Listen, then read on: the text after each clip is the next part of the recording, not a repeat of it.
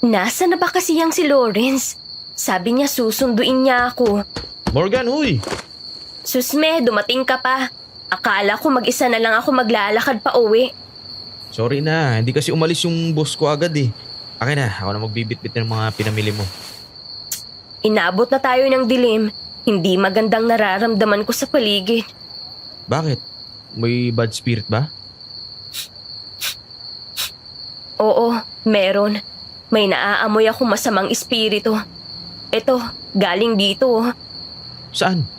Ayan, dyan. Morgan naman eh. Ba't sa kilikili ko? Brad, hindi mo ba naaamoy?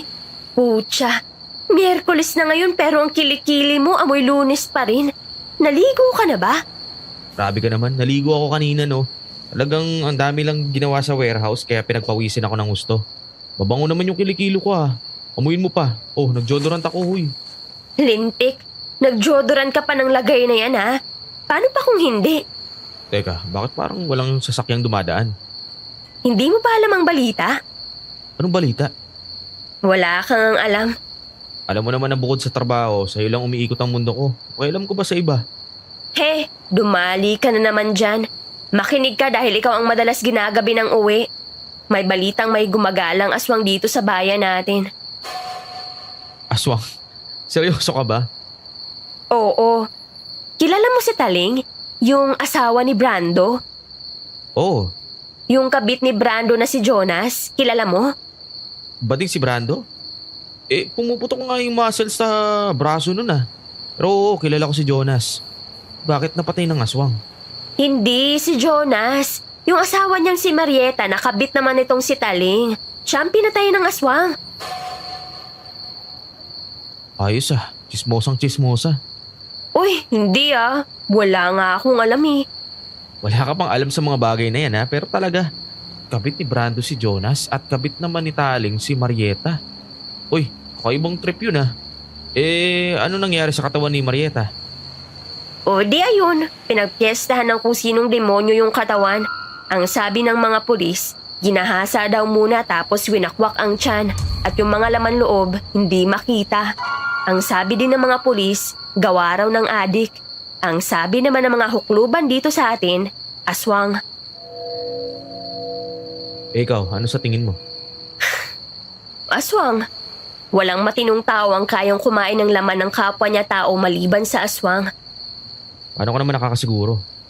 Nitong mga nakalipas na gabi, nag-iba ang simoy ng hangin. Malamig, malansa. May mga tinig akong naririnig minsan sa pagtulog ko. Mga boses na humihingi ng tulong at hustisya ang kanilang sigaw. Hindi kita maintindihan? Sandali lang, Bakit? may kasama tayo dito. Uy, huwag ka namang manakot ng ganyan. Ano yun? Narito ang aswang. Bilisan mo! Takbo! May umabol nga sa atin. Ah! Aswang! Lawrence!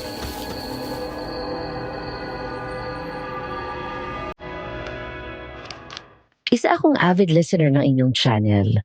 Sa tuwing nakikinig ako ng mga kwentong katatakutan na may halong kilig, comedy at drama, hindi ko tuloy maiwasan maalala ang nakaraan. Gaya ninyo ay may tinatago rin akong lihim na karanasan pagdating sa aswang. Kaya naman naisip ko na magpadala rin ng liham at ibahagi ang aking sariling kwento. Araw ng Webes, 10:48 ng gabi nang simulan kong gawin ang sulat na ito. Dear Aswang Diaries at Madam Venus, isang magandang umaga po sa inyo at sa lahat ng nakikinig dito sa channel nyo. Itago niyo na lang ako sa pangalang Morgan at kasalukuyang naninirahan dito sa Pagudpod, Ilocos Norte. Pero ang ikikwento ko ay nangyari sa dating probinsya kung saan ako ipinanganak at lumaki na pinili kong wag na lang pangalanan. Uumpisahan ko ang kwento sa pamamagitan ng pag-amin na isa akong albularya. Hindi basta albularya, kundi isang mangkukulam na albularya. Tama po, yun ako. Kaya kong gamitin sa kasamaan ng kaalaman ko. Pero may takot ako sa Diyos at mas pinili kong gamitin ito sa kabutihan gaya ng panggagamot. Pero aminado ako na maloko at pilya ako, Madam Venus. Gumagawa ako ng love spell, protection spell, manifestation spell, financial spell at kung ano-ano pa. Pagkatapos ay binibenta ko yun. Effective naman sila kaya naman bumabalik-balik ang mga customer ko hanggang sa nakilala na ako sa lugar namin. May iba pa nga na dumadayo pa mula sa malayong lugar para lang magpagawa sa akin ng mga spells. Pero nagbago ang takbo ng buhay ko nang makilala si Lester. Kasunod ng sunod-sunod na naging banta sa buhay ko ng isang kampo na demonyo. Isang aswang na kung tawagin namin ay Bana.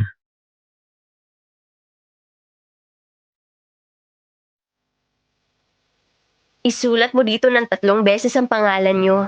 Pangalan nyo muna tapos pangalan mo. Tapos itupi natin ng 4 na beses.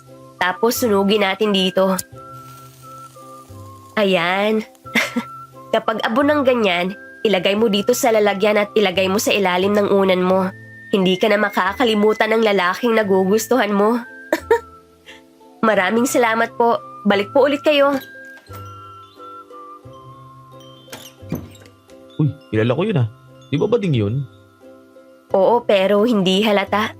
Mukha siya talagang babae. Ayos din ah. Bakit daw bumalik?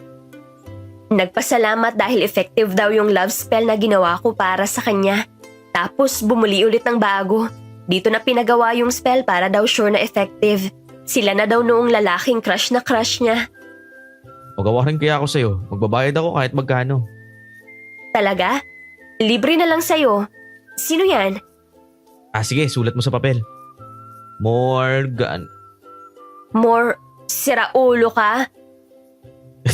Joke lang, ikaw kasi. Ayaw mo pa akong sagutin eh. Lorenzo, ilang beses ko ba sasabihin sa'yo na hindi tayo talo? Pinalaki tayo ng sabay ni Tatay Fabian. Para na tayong magkapatid. Parang lang naman. Di naman totoo yun eh. Saka bago ka pa man kupkupin ni tatay, alam mo naman na gusto kita. Seryoso rin ako, Lawrence. Ayoko na umasak at dumating sa puntong masaktan ka dahil sa akin. Ay, hirap naman kasing ibaling sa iba yung nararamdaman ko. Ikaw kasi una pa lang eh. Gusto mo gawa kita ng moving on spell? Hindi na, wag na. Mas gusto ko pa rin naman mag-move on sa natural na paraan. Sige, ikaw bahala. Basta walang magbabago. Oo naman. Teka, kumusta ka na pala? Mahigit 2 weeks kang nawala Pagkatapos tayong salakayin ng aswang at nakagat ka. Naggulat na lang ako sa sinabi ni tatay na aalis kayo. Ah, yun ba? Okay naman. Pinagpahinga niya na lang ako. Wala ka man lang bang naramdaman na iba pagkatapos ko gamutin ang balikat mo na kinagat ng aswang? Wala naman. Ayos lang ako. Ang galing mo ba naman manggamot eh. Sige, sabi mo eh. Matapos naming mag-usap ay sumilip sa labas si Lawrence. Sabay turo sa bagong bukas na coffee shop sa harap namin. Kaya lumapit ako at nakisilip na rin. Maya-maya ay lumabas ang isang lalaking mestizo. Kasama ang kaaalis lang na customer ko na bading. Napakunot noo kami nang makitang umakbay ang lalaki dito.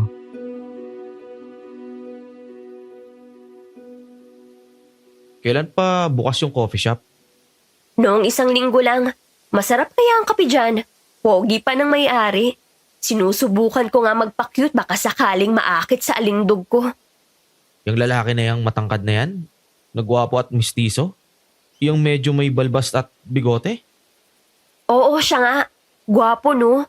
Ang hot. Mala-Turkish ang itsura niya. Bagay sa kanya yung maikling balbas at bigote niya na parang patubo pa lang. Mas gwapo pa ako dyan eh. Asa ka. Selos ka lang eh. Pero mukhang jowa niya yan eh. Siya siguro yung boylet mong bading na kagagaling lang dito kanina. Malamang! Yari si Boy, nagamitan ng gayuma. Hindi naman siya mukhang bading o bisexual eh. Hoy, makagayuma ka dyan. Love spell yun.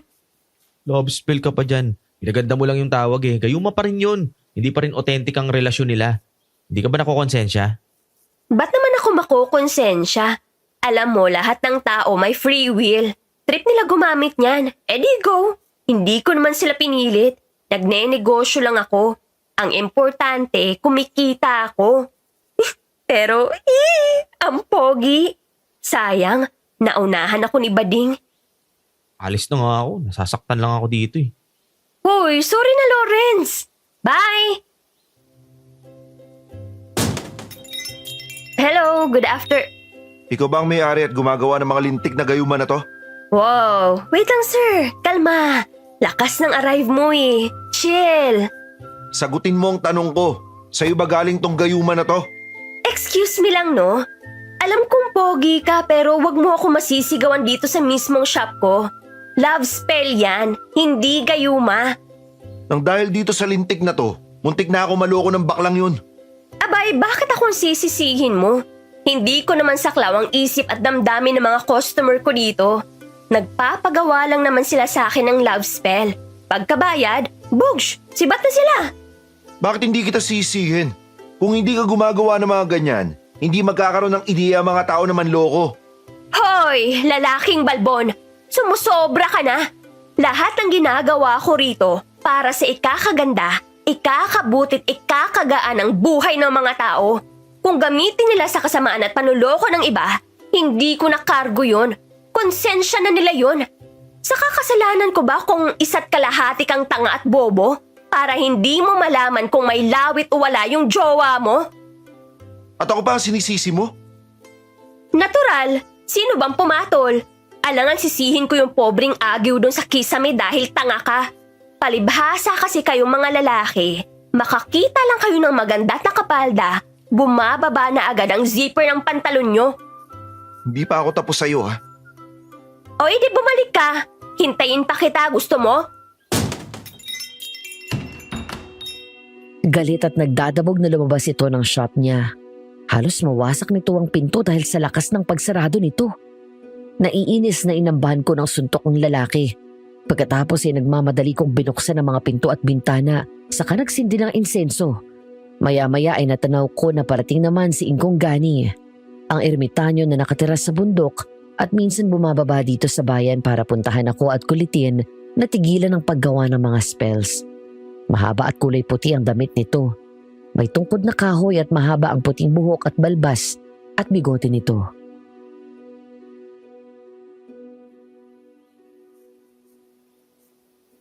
Malas, malas, lumayas ka malas, lumaya. Lord, ilayo niyo ako sa lalaking mabuhok. I don't deserve this. Morgan, kumusta ka na? Engkong Gani, naligaw ho kayo dito. Anong maipaglilingkod ko sa inyo? Kayo naman, nag-abala pa kayong dumaan dito. Pwede na ho kayong lumayas. Mauna na sa pupuntahan nyo. Hindi ako naligaw. Sinadya talaga kita rito. Teka, tinataboy mo ba ako? Ay, hindi po. Kayo pa ba? Kayo nga ang paborito kong bisita dito. Bakit ho pala kayo napadaan? May problema ba? Narinig ko na may sumugod sa'yo dito eh. Nako, kayo talaga. Marites pa tunay niyong pangalan? Ba't mabilis nakarating sa inyong balita?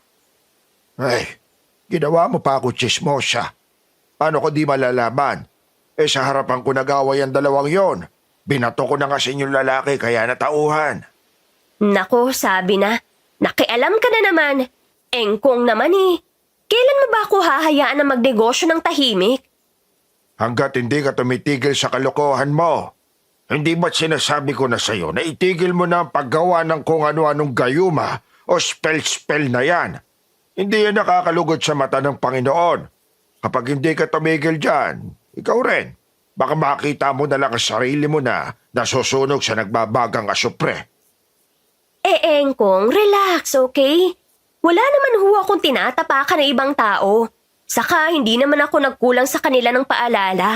Ganito pa nga sabi ko eh.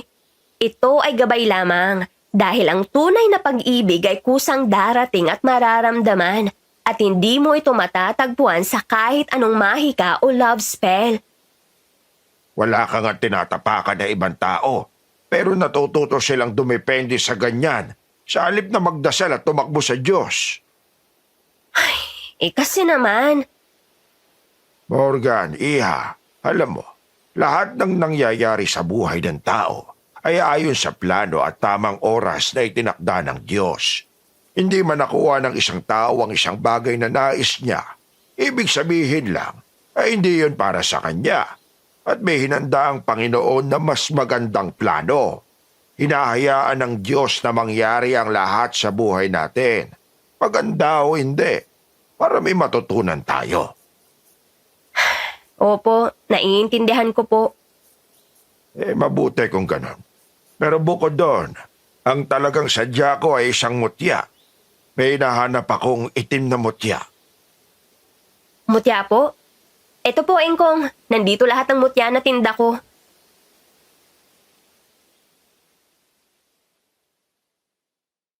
Lumapit si Ingkong Gani sa salamin na estante at tiningnan ang mga iba't ibang kulay at hugis ng mutya o bato o perlas na tinda ko.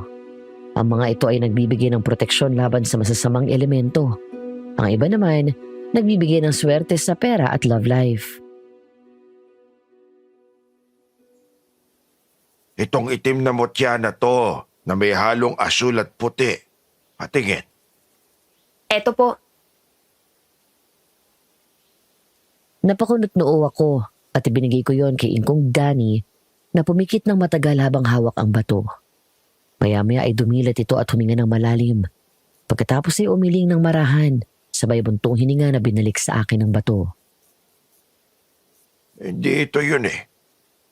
May hinahanap po ba kayong specific na mutya, Ingkong? Di na bale. Babalik na lang ako dito. Yung sinabi ko sa'yo ha, isipin mong mabuti at tawagan mo ko kapag may bago mga mutya ka. Opo. At yung lalaki dyan sa tindahan ng kape, huwag mo nang pakakawalan yon. Po? Sus!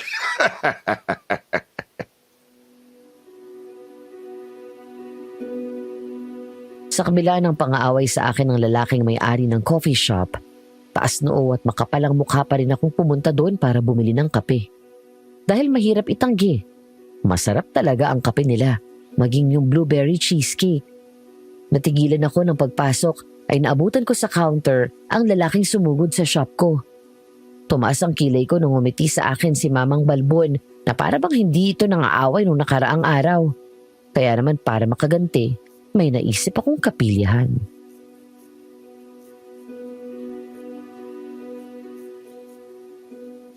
Good morning, ma'am.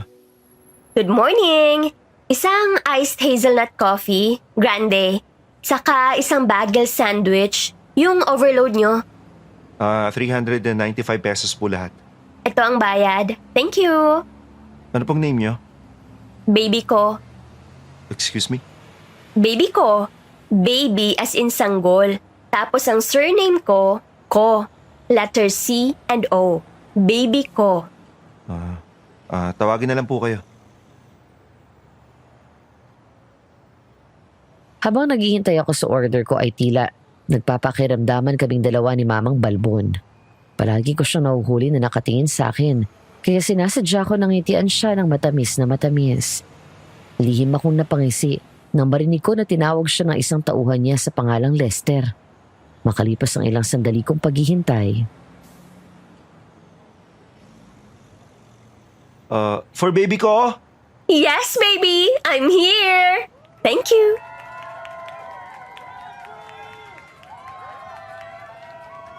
Morgan pala ang totoong pangalan ko, Lester.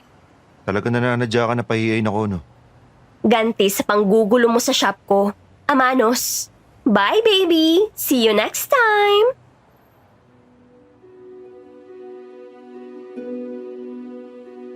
Nilandian ko ang tawa ko sabay kindat sa kanya. Ngiting tagumpay talaga ako ng araw na yon, Madam Venus. Kung makita niyo lang kung paano halos magbuhol ang kilay ni Mamang Balbon. Pagbalik ko sa shop, naabutan ko ang isang babae na naghihintay sa harap. Nilak ko muna kasi yon bago ako lumipat sa kabila para hindi pasukin ng mga magnanakaw.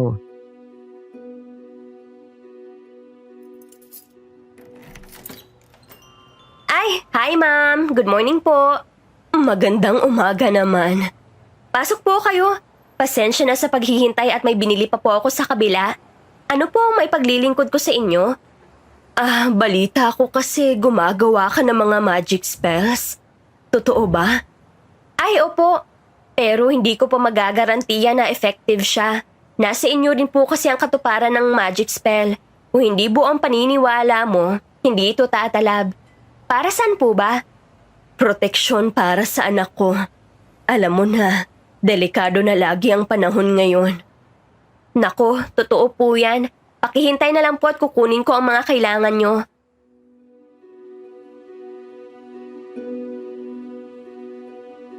Nagmadali akong kumuha ng puting kandila, manipis na brown na rope twine, pink salt at isang maliit na ceramic na platito na may isang mata sa gitna.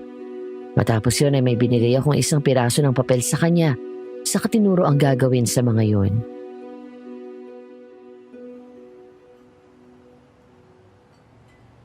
Kapag nagawa nyo na pong mga sinabi ko, dasalin nyo po itong nakasulat sa papel ng 3 beses sa gabi kapag tulog na ang anak nyo. Salamat. Hindi ko alam kung uubra ito pero alam mo na, nanay ako. At gagawin ko lahat para masiguro ko na maayos siya sa lahat ng oras. Salamat din po sa tiwala. Sana po ay tumalab yan sa anak nyo. Kanina ko pa napapansin. Ang ganda mo, Iha. Kamukhang kamukha mo yung isang tao na dati ay dito rin sa bayan na ito nakatira. Naku ma'am, salamat po. Kamukha ko po talaga ang mami ko kaso wala na siya eh. Ganun ba? Sorry to hear that. Anyway, itong bayad ko. Thank you po. Sino yun? Bakit parang pamilyar? Hindi ko lang maalala kung saan ko siya nakita.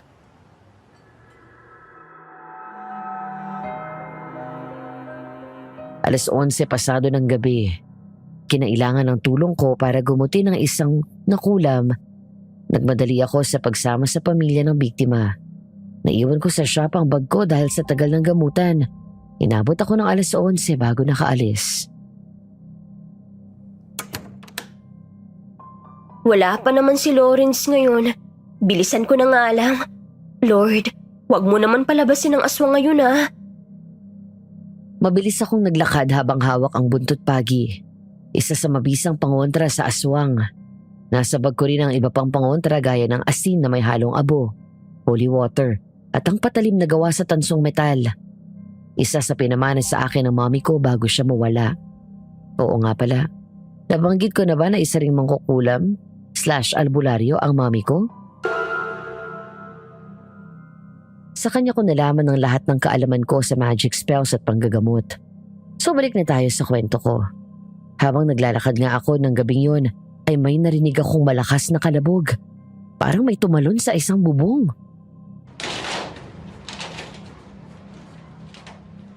Saan galing yun? Lumingon ako sa paligid. Wala namang tao doon sa daan maliban sa akin. Hanggang sa mapatingin ako sa unahan. Sa bandang dulo ng daan, nakita ko ang isang kotse na nakaparada. Sa bubong nito ay may isang tao na parang pilit may inaabot sa loob ng bintana ng kotse. Hanggang sa... Tulong! Aswang! Lumayas ka!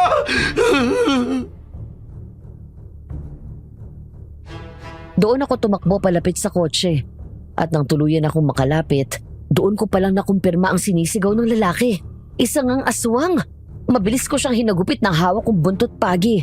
Kaya naman sumigaw ito ng masaktan at lumayo sa bintana ng kotse.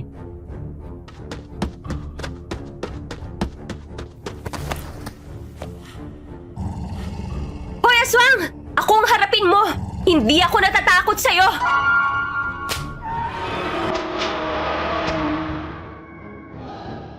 Ganun na lang ang gulat ko nung humarap ito at agad nakilala. Natigilan ako at nanginig ang tuhod at mga kamay ko. Parang bigla akong tinakasan ng lakas. Bilang albularyo ay hindi na ako takot sa aswang. Pero sa unang pagkakataon, nakaramdam ako ng kilabot nang tumingin sa mga mata ko ang aswang. Nagunahan sa pag-agos ang luha ko, kasabay ng kumpirmasyon sa una kong naramdaman.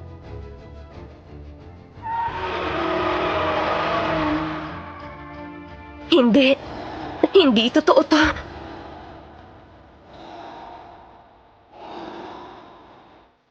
Nanginginig ang mga kamay na kinuha ko ang patalim sa bag ko. Hanggang sa bigla itong sumugod sa akin at tinalon ako. Napahiga ako sa lupa sabay ang tangka nitong sakmalin ako. Umiyak ako sa galit at sa awa. Buo ang loob ko kaninang pumatay ng aswang. Pero bigla akong nalito ngayon. Hinawakan ko ang aswang sa leeg para pigilan ang mukha nitong makalapit sa akin.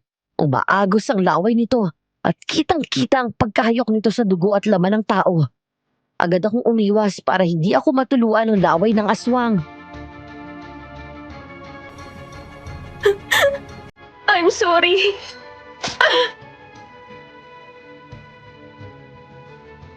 Bigla akong sinaksak ito sa tagiliran. Nagulat ako nang biglang may sumipa dito at humagis ang aswang at nawala sa ibabaw ko. Nabigla ako nang makita si Lester. Nakatayo sa paanan ko at humihingal.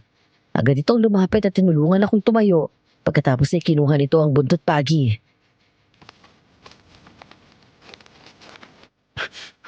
Ayos ka lang?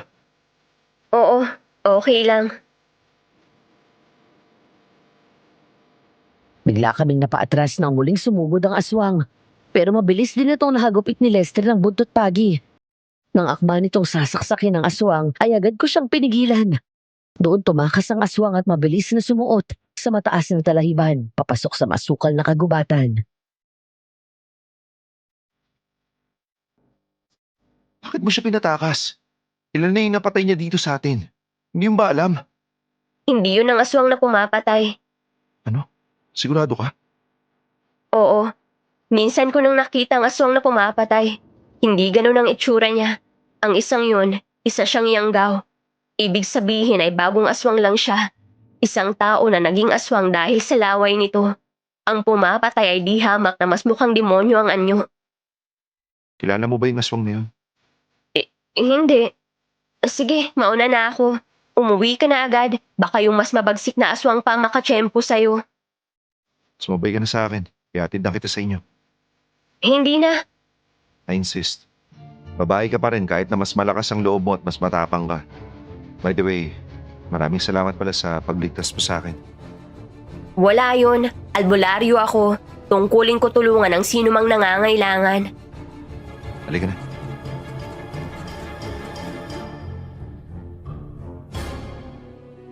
Kasalukuyan ako nag-aayos ng mga tinda kong mutya nang matigilan ako matapos pumasok ng isang taong hindi ko inaasahan. Si Mamang Balbon. Sa halip na nakasimangot, ngumiti pa ito sa akin na mas lalo kong pinagtaka.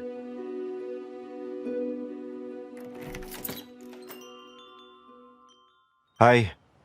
Nakaabala ba ako? Sa payapa akong mundo? Oo. Anong masamang espiritu ang nagtulak sa'yo papunta dito? Dinalang kita ng breakfast. Iced hazelnut coffee tsaka bagel sandwich for baby ko. Salamat. Pero para saan to? Tsaka bakit kalmado ka't hindi nakakunot ang noo mo? Nilagnat ka ba ng 40 kagabi? Hindi. Sabihin na natin na peace offering ko yan. At gusto ko rin humingi ng paumanin sa pagsugod ko sa'yo dito. At saka hindi ko dapat binuntun sa'yo yung galit ko ng araw na yun. Pasensya ka na ha. Aswang lang palang magpapabait sa'yo eh. Wala yun, kalimutan mo na yun. At saka salamat rin pala. Maraming salamat ulit sa pagliligtas ng buhay ko kagabi. Walang anuman yun. Ang importante, ligtas ka. Kaya mamaya, sikapin mo na agahan ang pagsarado ng shop mo. Oo, nasabi ko na yun sa mga staff ko. Salamat pala ulit dito ah. Ang sarap kasi talaga nitong bagel nyo tapos favorite ko talaga kapag may hazelnut lalo na sa kape. Sabihan mo lang ako mula ngayon. Dadalang kita dito. Oo ba? Ay, hindi ko pa pala formal na naipapakilala ang sarili ko. Lester Valencia. Morgan Javier talaga ang totoong pangalan ko. Hindi baby ko. Mas bagay sa'yo, Morgan. It sounds enchanting. Thank you. So, friends? Friends. Sige, balik na ako sa shop ha. Sige, salamat ulit dito.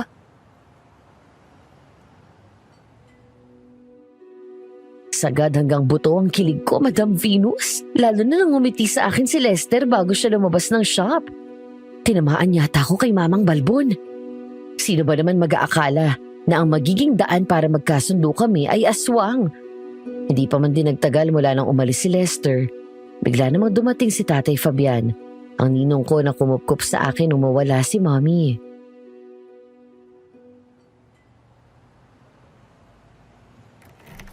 O tay, napasyal kayo. Gusto lang kitang kamustahin dito. Hindi ka na masyadong nagagawi sa bahay eh. Pasensya ka na tay. Masyadong busy dito sa shop tapos ang dami din nagpapagamot. Lalo ngayon at 2 aswang na gumagala. Dalawa?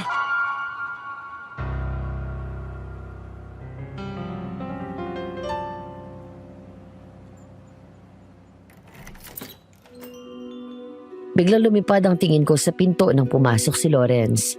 Sabay tingin sa braso ko. Huminga ko ng malalim at hindi nagpahalata. Gaya ng nakagawian, sinalubong ko siya ng ngiti. Napatitig ako sa isa sa mga bote ng langis na binebenta ko. Kumukulo ang isa sa mga yun. Langis ng lana ang laman nun. Sadya kong nilagay yun doon kung saan hindi halata ng karamihan para malaman ko kung tao o aswang ang kaharap ko. O Lawrence, nabuhay ka yata. Bakit ngayon ka lang nagpakita dito? Busy ako sa trabaho. Nilipat kasi ako sa panggabi kaya umaga na yung tulog ko. Naks, asinsado na. Kaya pala hindi mo na ako sinusundo dito. Sorry na, babawi ako sa iyo sa susunod. Uy, ang sarap ng pagkain mo ah. Ah, oo, bigay ni Lester. Lester? Oo, yung may-ari ng coffee shop. Oo, close kayo? Hindi pa naman ganun pero mukhang magkakasundo kami. May isang aswang na sumalakay sa kanya kagabi. Hindi ang aswang na sumalakay sa atin nung gabing magkasama tayo. Iba, mukhang bagong aswang pa lang ang isang yun. Ano ginawa mo? Hinagupit ng buntot pagi. Nasaksak ko sa tagiliran. Anak, mag-iingat ka sa pag-uwi mo lalo na sa gabi. Hindi ka na masusundo palagi nitong si Lawrence. Paaga pa lang siguraduhin mong nakasarado na ang shop mo. Opo, Bakit ba naman kasi hindi ka na lang lumipat sa bahay ko sa gubat? Tulungan mo na lang ako sa pagsasaka. tay, masisira ang malapursilana kong kutis. Saka masaya ako dito sa shop ko. Oh, siya sige, mauna na ako. Ay sandali, kumain na muna tayo. Minsan na lang tayo magkakasabay kumain 3 eh. Bibili pa ako dun sa coffee shop ng pagkain. Ay di na, sa susunod na lang anak at may lakad pa kami ni Lawrence. Ay ang daya. O sige, mag-iingat kayo. Sige, Morgan. Bye!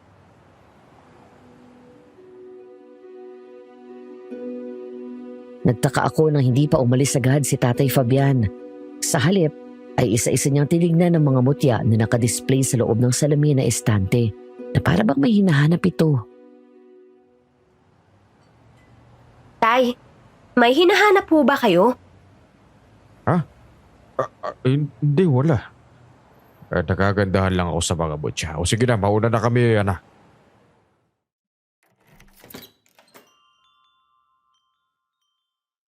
Mula nang kumalat ang balita tungkol sa aswang, nagsunod-sunod na rin ang mga natagpuan na bangkay sa latian. Puro mga kababaihan ang biktima. Ayon na rin sa isang binatilya na nakakita sa nangyayari, ginagahasa muna ng aswang ang mga biktima pagkatapos ay saka kakainin ng laman loob. Dahil sa mga nangyari ay lalong nabalot sa takot ang bayan namin. Gaya na lang ng araw na yun. Nagkagulo na naman ang mga tao at nagtakbuhan. Kaya naman lumabas ako ng shop para makibalita sa mga taong naroon.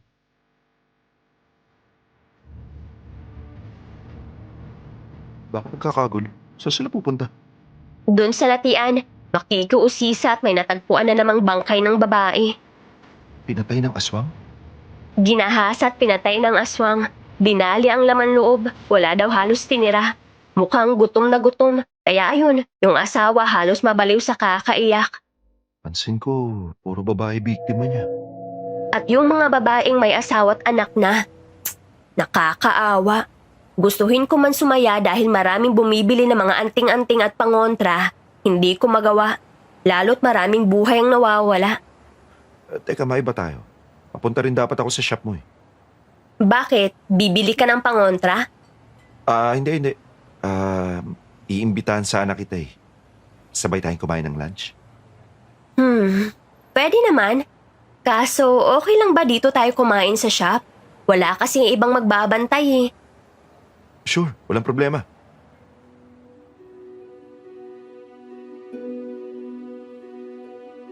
Matapos bumili ni Lester ng makakain namin, nagpunta nga ito sa shop at doon kami kumain. Hindi ako makapaniwala ng panahon na yun na nagtatawanan kami. Samantalang kailan lang ay para kaming aso't pusa.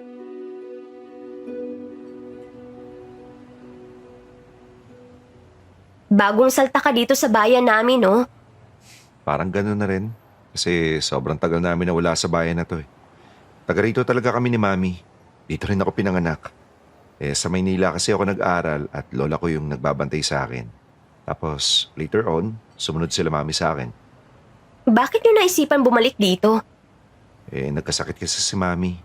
Nahanap niya yung buhay dito. Kaya yun, nag-resign ako sa corporate job ko sa Manila.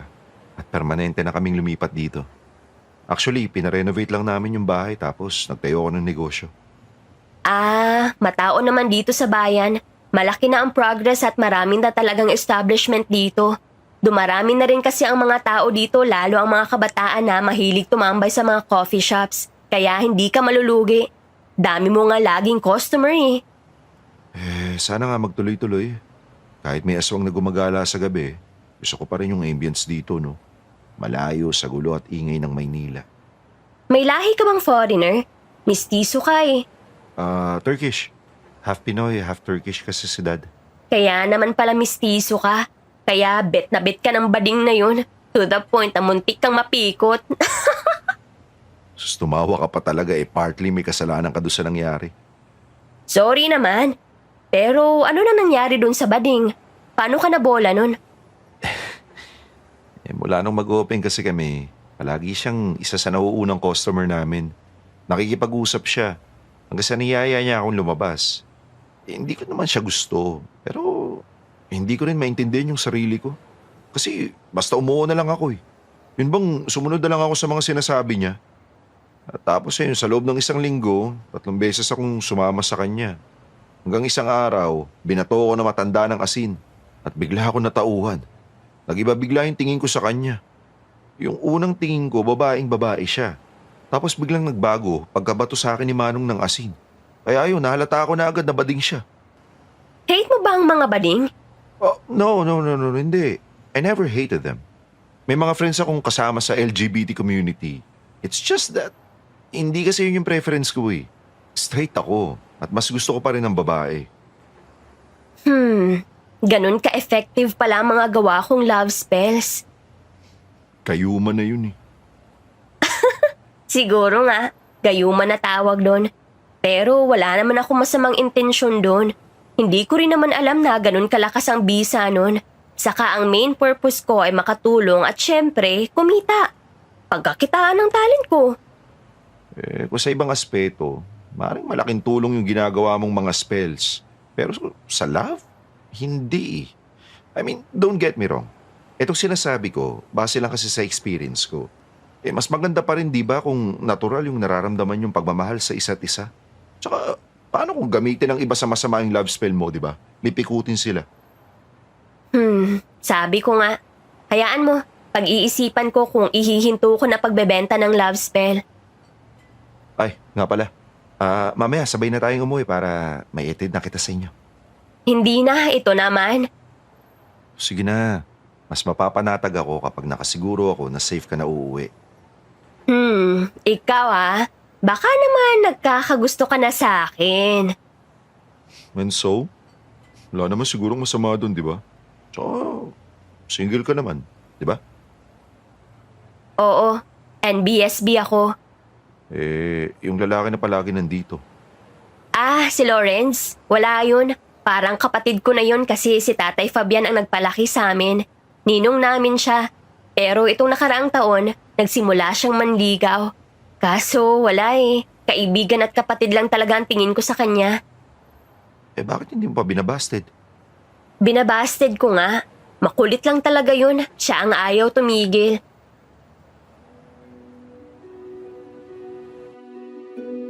Ilang sandali pa ay natigilan ako ng pag-angat ng tingin. Nakita ko si Lawrence sa labas ng shop. Masama siyang nakatingin sa amin ni Lester. habang nakasimangot. Agad akong tumayo para sana papasukin siya, pero bigla itong tumalikod at tumakbo palayo. Wala akong nagawa kundi ang bumuntong hininga na lang. Si Lester naman ay nagtaka at lumingon din sa labas.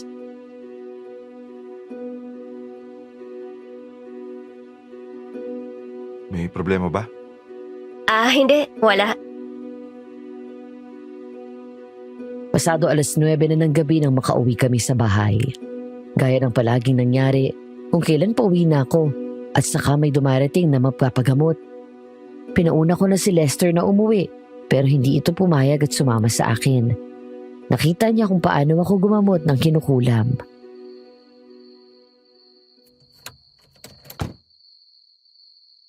Salamat sa paghatid at pagsama sa akin kanina. Sus, wala yun. Alam mo, pinapanood kita kanina kung paano mo pagalingin yung babae. At pinahanga mo ako. Ang alam ko kasi sa mga albularyo, madalas may mga edad na eh.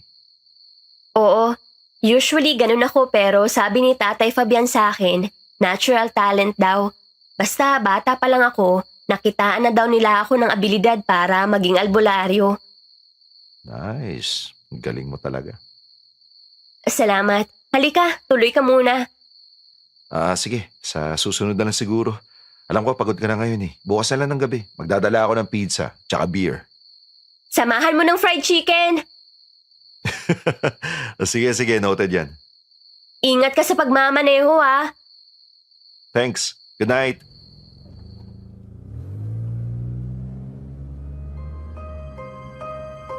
Halos kakaalis pa lang ni Lester at kakabukas ko pa lang ng pinto ng apartment ko na mula sa di kalayuan ay may narinig akong malakas na sigaw ng isang babae.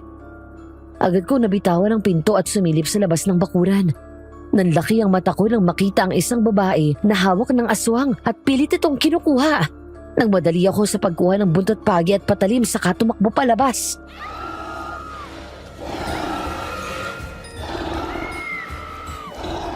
Hoy! Lumingon sa akin ang aswang habang hindi nito binibitawan ng babae na iyak na ang iyak sa takot. Hinawakan ko ng maigi ang patalim at buntot pagi habang pilit kong nilalakasan ang loob ko. Pero sa aking isip, ay paulit-ulit na akong umuusal ng dasal at humihingi ng tulong sa Diyos. Ang aswang na nasa harapan ko ngayon ay hindi ang aswang na nagtangka kay Lester. Walang iba kung hindi ang bana. Ang aswang na gumagahasa at pumapatay sa mga babaeng may asawa dito sa baryo namin.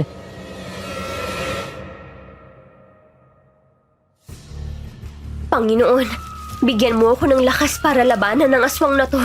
Gamitin mo po akong instrumento para mailigtas ang biktima niya. Bigla nitong tinulak ng babae palayo. Pagkatapos ay tumakbo palapit sa akin.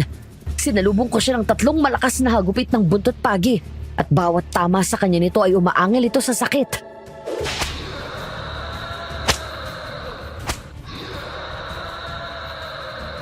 Wala ka na ngang ginawa kung hindi mamirwisyo ng buhay ng mga tao dito. Nang muli ko sanang hahagupitin ito, nagulat ako nang mahawakan nito ang dulo ng buntot pagi, sabay hila doon. Natangay ako at agad na palapit sa aswang. Agad nitong sinunggaban ng kwelyo ng damit ko saka mabilis na tinaas ang kamay nito na may matatalas na kuko. Pero bago pa nito magawa ang masamang balak sa akin, ay mabilis ko siyang inunahan at sinaksak sa balikat. Mamamatay ka na!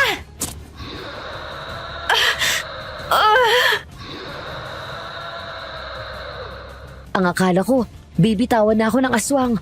Pero nagulat ako nang kalmutin ako nito sa tiyan. Kasunod nito ay bigla akong sumigaw dahil sa sakit. Matapos kong maramdaman ng unti-unting pagbaon ng kuko nito sa tiyan ko. Pero isa akong albularyo at hindi ako magpapatalo sa isang aswang na gaya nito. Nagpumiglas ako at sa kakapiglas ko ay lumabas ang suot kong kwintas na tinatago sa loob ng damit ko at muntik akong mabitawan ng aswang. Eksaktong nahawakan niya akong muli sa kwelyo ng damit. Binunot ko ang patalim na nakatarak pa rin sa kanyang balikat bago muli yung sinaksak doon. Sumigaw ang aswang sa sakit lalo na nang idiin ko palalo ang patalim. Hayop ka! Papatayin kita!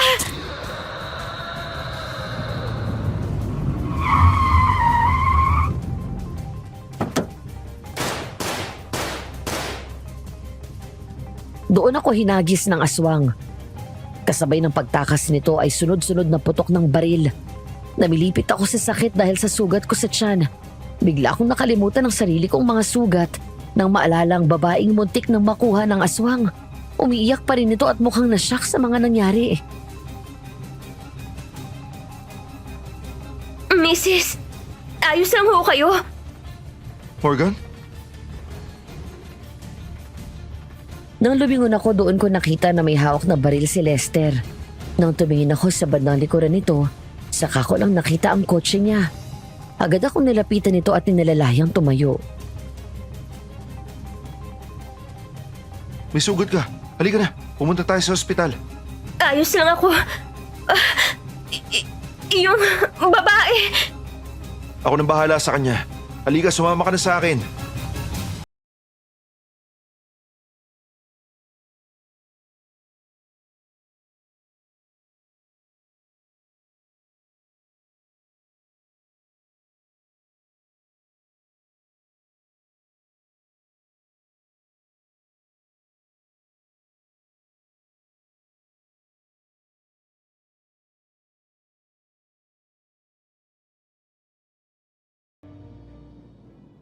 Lester?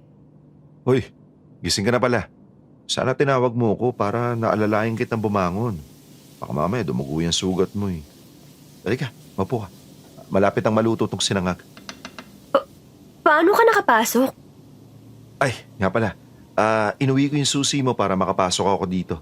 Alam ko kasi na mapapahaba ang tulog mo at hindi ka makakakilos. Kaya nagplano na ako na babalik ako ngayong umaga. Ikaw naman hindi mo naman kailangan gawin to. Kaya ko naman kumilos. Kaya? Hirap na hirap ka. Hindi lang ako sanay na may gumagawa ng mga bagay para sa akin. Buong buhay ko mula nang mawala si Mommy, ako na lang mag-isa. O pues, masanay ka na ngayon nandito na ako. Oh, kain na tayo. Salamat uli, Lester.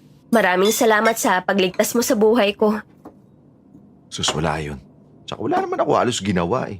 Inaboy ko lang yung aswang. Mabuti na lang naiwan mo yung phone mo sa kotse. Bumalik ako para ibigay sa iyo yun. Tapos, yun na nga. Yun yung naabutan ko. Actually, pasalamat nga ng pasalamat yung asawa ng babae kagabi. Sabi sa akin ng asawa, aalis na daw sila dito sa lalong madaling panahon.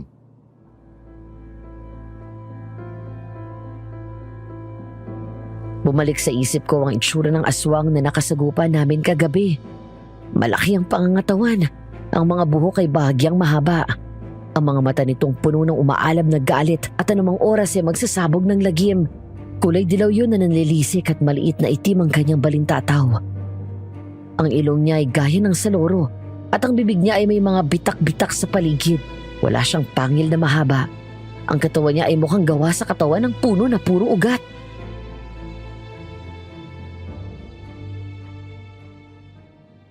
Hindi pa rin nagbabago ang itsura niya. Anong ibig mo sabihin?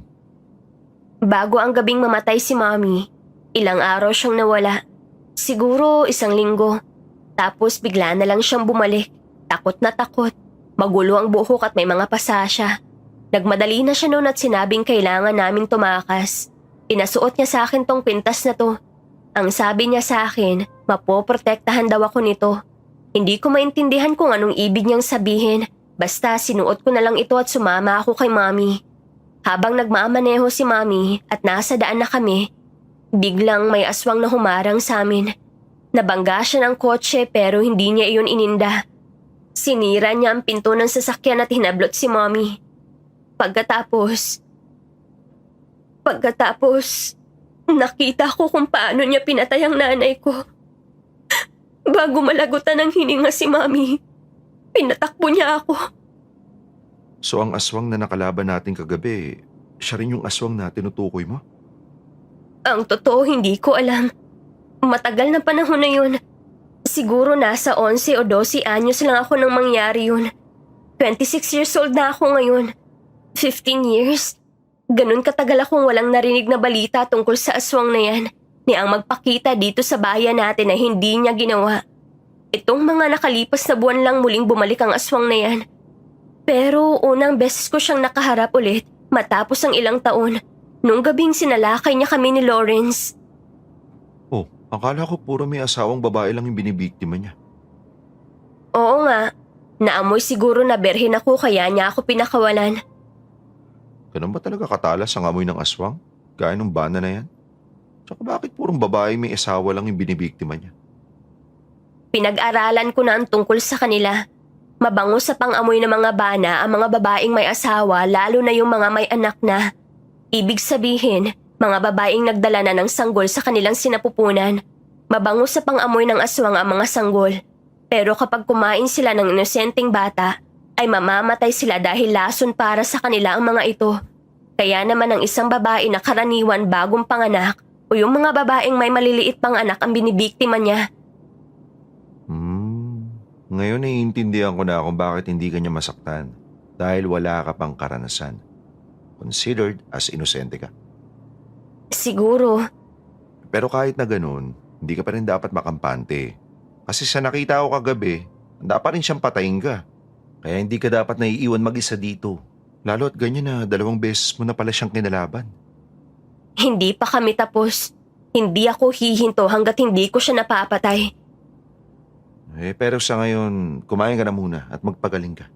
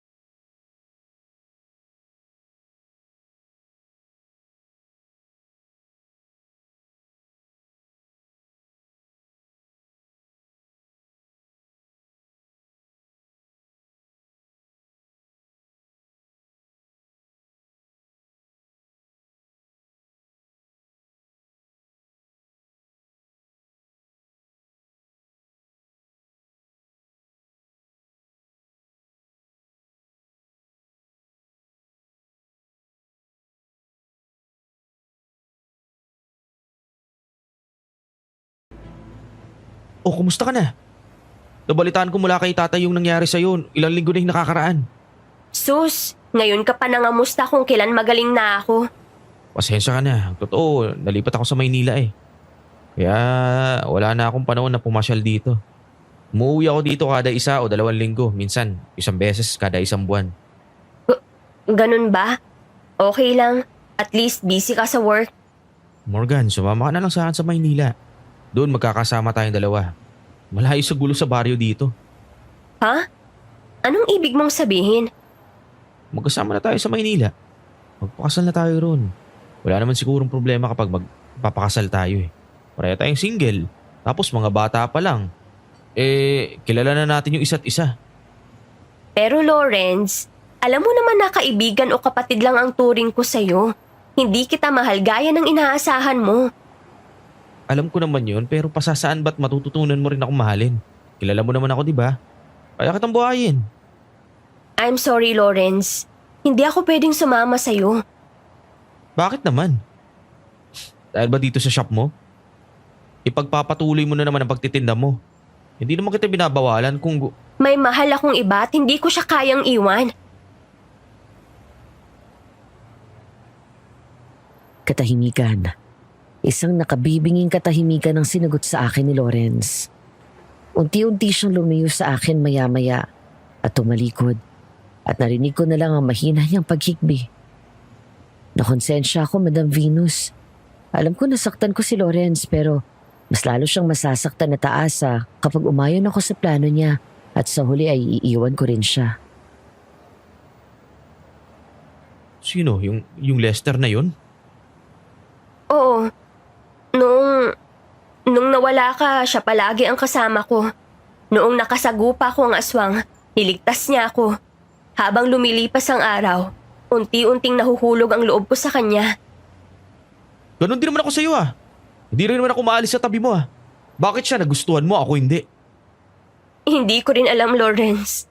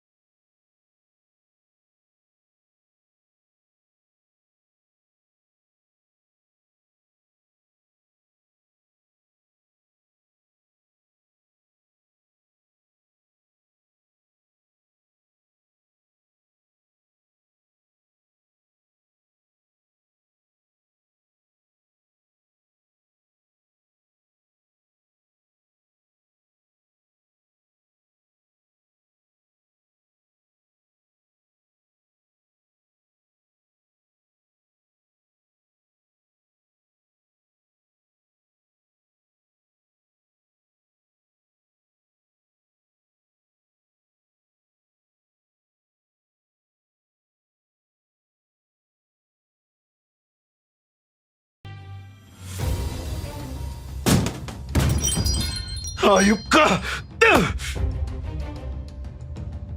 Hindi natuloy ang masamang balak nito nang biglang dumating si Lester at agad na sinipa ito nang maabutan na sinasakyan ako sa ibabaw.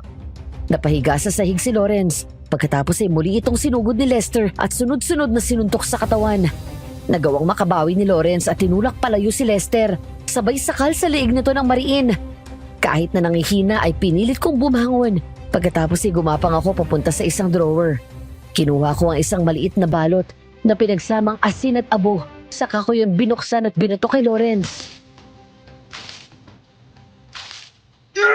Wag! Masakit! Napapaso ako! Lumayas ka dito! At wag na wag ka nang babalik! Hindi lang yan ang aabutin mo kapag muling nag-cross ang landas natin. Dahil baka ako mismo ang pumatay sa'yo. Nagmamadaling tumakbo palabas ng shop si Lawrence. Nagmadali si Lester na lapitan ako at nakita ko ang labis na pag-aalala sa kanyang mga mata. Tuluyan akong humagulgol nang yakapin niya ako. Mga luha na dala ng takot at lungkot dahil sa ginawa ng taong inakala ko ay mapagkakatiwalaan ko. Ana, halika na. Iuwi na kita.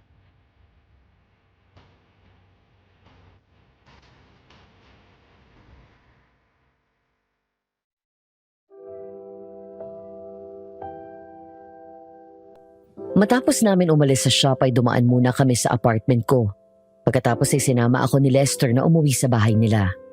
Dahil sa ginawa ni Lawrence, ayaw niya akong iwan mag-isa sa apartment sa pag-aalala na baka pasukin ako nito anumang oras. Namangha ako sa ganda at laki ng bahay nila. Pero agad kumunot ang noo ko nang lumingon ako sa paligid at mapansin na tila pamilyar sa akin ang lugar na yun. Pasok ka, Morgan. Mom! Mami! Anak, nariyan ka na pala. Natigilan ako nang makita ang ina ni Lester. Ang mabait na babaeng bumili sa akin ng protection spell. Agad itong lumapit sa akin habang nakatingin na para bang hindi ito nagulat pagkakita sa akin. Sa dinami-dami ng nagkakagusto sa anak ko, ngayon lang siya nag-uwi ng babae dito sa bahay. Good evening po, tita. Good evening din. Siguradong naaalala mo pa ako. Morgan ang pangalan mo, di ba? Opo. Kayo pala ang mami ni Lester? Abay, tumuloy ka muna bago tayo magkwentuhan.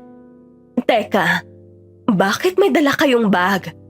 Lester, tinanan mo na ba itong si Morgan? Mami, dito muna siya sa atin tutuloy May nangyari po kasi. Ayoko siyang iwan mag-isa sa apartment niya. Anong nangyari? Ipapaliwanag po namin mamaya. Daling ko lang po muna siya sa guest room. O siya, sige at maghahanda na rin ako ng hapunan. Thank you po. Habang kumakain ay sinalaysay ko sa mommy ni Lester ang nangyari. Nang sabay-sabay kaming kumain sa unang pagkakataon, naramdaman kong hindi ako nag-iisa. Kahit na si Tatay Fabian ang nag-alaga sa akin, hindi naman ako tumira sa kanyang poder at pinupuntahan lang ako sa bahay namin.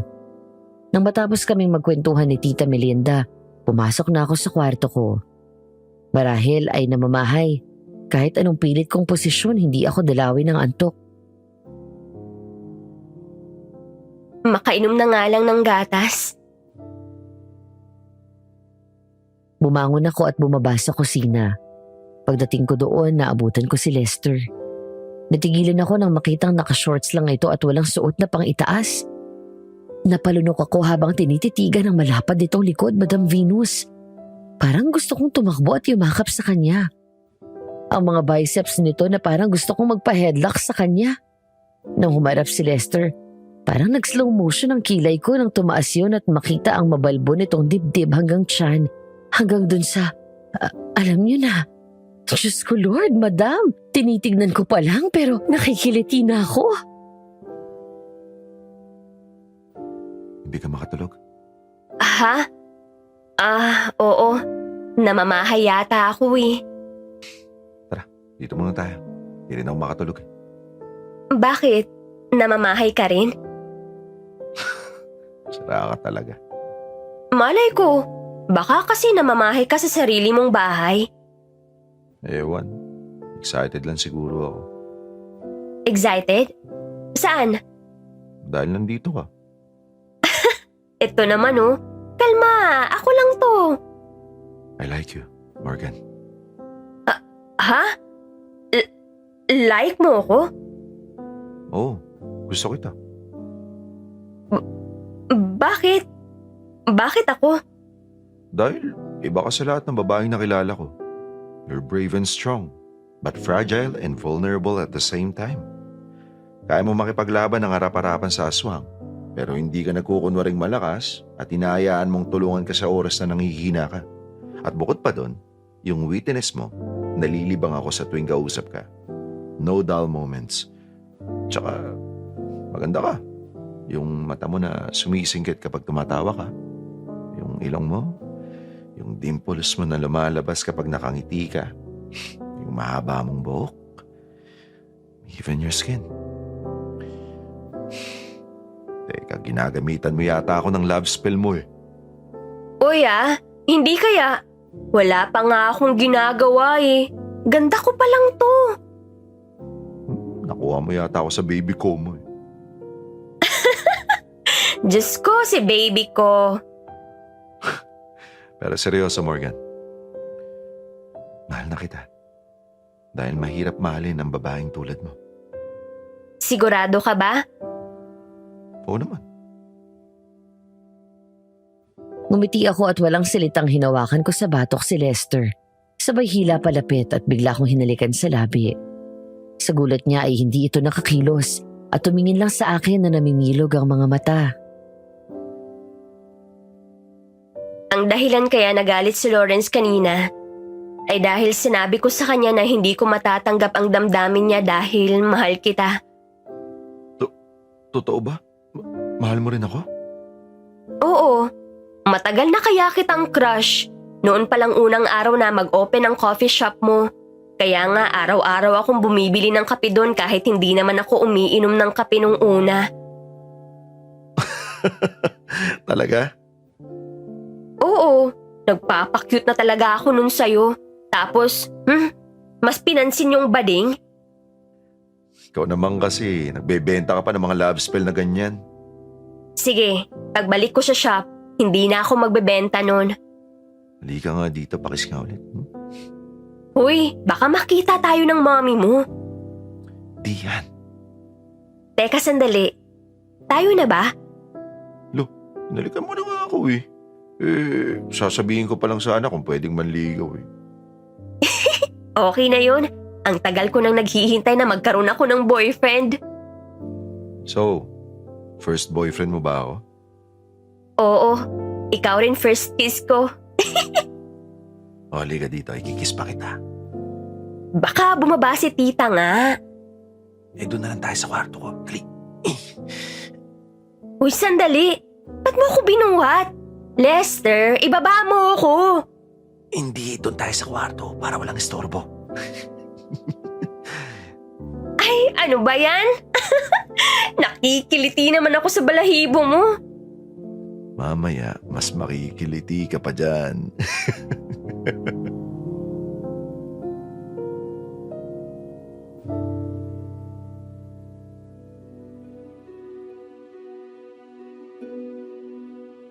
Hindi pa man ako nakakababa ng kotse ni Lester, nakita ko na sa labas ng shop ang mga kapitbahay ko na store owners na nagkakagulo. Kakain pa lang ako ng agahan nang makatanggap kami ng tawag mula sa isa sa tauhan ni Lester at sinabing may nanloob sa shop ko. Nagmadali kaming pumasok at naabutang basag ang mga salamin sa estante kung saan nakalagay ang mga mamahaling mga mutya at rare gemstones na binibenta ko.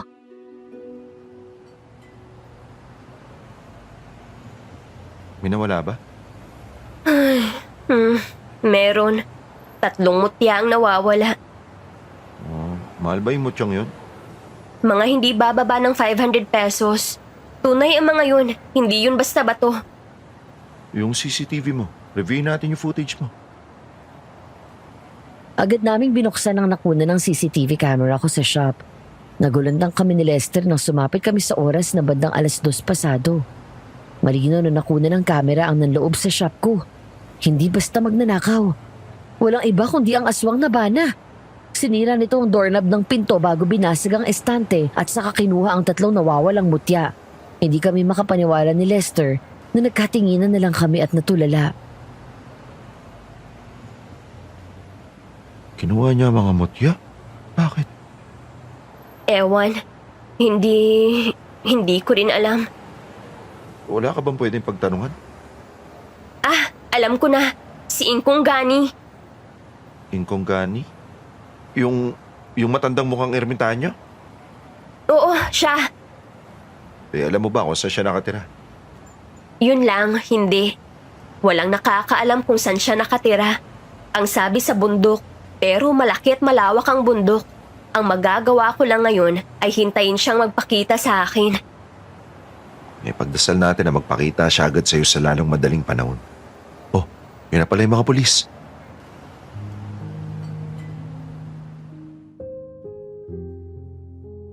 Sa kabila ng mga nangyari ay nagbukas pa rin ako ng shop at nagbenta. Wala rin naman akong gagawin kapag bumalik ako sa bahay nila Lester. Bandang gabi 8:30, galing ako sa coffee shop ni Lester at patawid ako papunta sa shop ko nang matigilan ako at makita si Lawrence. Nakatayo sa di kalayuan at tila kanina pa nag-aabang. Usap naman tayo, Morgan. Pagkatapos sa mga ginawa mo, may lakas ka pa ng loob na magpakita sa akin? Hindi ko sinasadya. Nagdilim lang yung paningin ko dahil sa sobrang selos. Please, I'm sorry. Sorry din, dahil simula ngayon, ayoko nang makita ang pagmumukha mo. Sinayang mong pagkakaibigan natin ng mahabang panahon. Hindi ko akalain na kaya mo akong bastusin ng ganun. Ikaw, sa lahat ng tao, ikaw pa talaga. Patawarin mo na ako. Hindi ko na rin maintindihan yung sarili ko eh. Umalis ka na, Lawrence. Lumayo ka dito at manirahan ka na lang sa bundok kung saan mas ligtas ka. Pero Morgan, Akma itong nalapit sa akin pero hindi natuloy nang biglang lumabas si Lester. Tumayo siya sa unahan ko at sadyang hinarang ang sarili. Biglang nagbago ang ekspresyon sa mukha ni Lawrence at mabilis na bumakas ang galit doon. Lumayas ka na dito bago pa ako tumawag ng pulis. pwede ba huwag kang makialam dito? Makikialam ako dahil muntik mo ng pagsamantalahan si Morgan. Huwag nga sabi makialam ka eh. May karapatan ako makialam dahil girlfriend ko yung binastos mo. Girlfriend? Oo, Lawrence. Kami na ni Lester kaya utang na loob. Patahimikin mo na ako. Huwag ka naman. Ano ba? Sinabi ko na diba? Pupunta tayo sa Maynila at doon tayo magpapakasal at bubuo ng pamilya. Nababaliw ka na, Lawrence. Hindi ako pumayag sa gusto mo. Hindi mo naiintindihan, Morgan. Ikaw ang tinakda para magdala ng anak ko. Ano?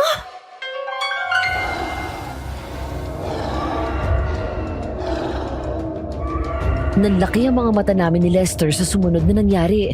Biglang lumiyad si Lawrence at ang mga ugat nito sa leeg ay naglabasan. Ang mga kuko nito sa kamay ay humaba at naging matulis.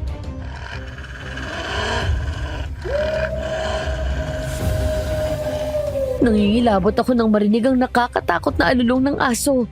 Nang tumingin sa amin si Lawrence, tuluyan ang nagbago ang anyo nito at naging aswang. Ang aswang na yanggaw na sumalakay kay Lester noon. Nang mga sandaling yon ay tuluyan ko nang nakumpirma na tama ang hinala ko. Mula sa naamoy kong malansa mula sa kanya. Ang mga mata nito. Ang sinasabi nitong trabaho na una ay panggabi daw siya, tapos ay napunta naman sa Maynila. Higit sa lahat, ang langis ng lana na kumulo ng ilang beses na dumating ito sa shop kasama si Tatay Fabian. At kagabi, nang magtangka siyang pagsamantalahan ako, nakumpirma kong hinala ko nang batuhin ko siya ng asin at napaso ito. Takbo, Morgan! Takbo! Doon tayo sa shop!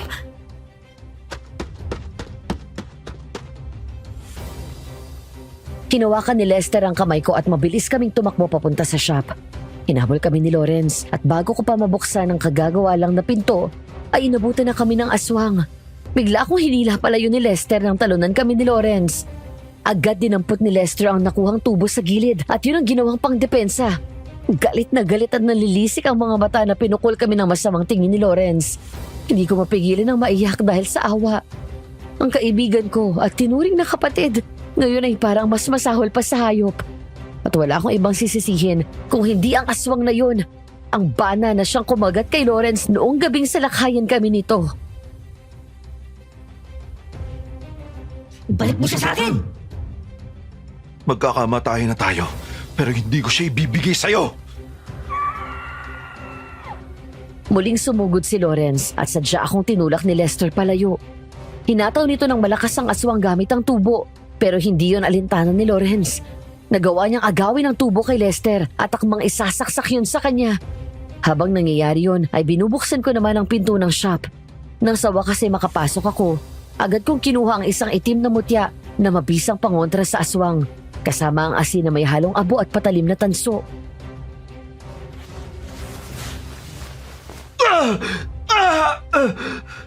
Bitiwan mo siya, Lawrence! Ayoko man siyang saktan pero kailangan kong iligtas si Lester.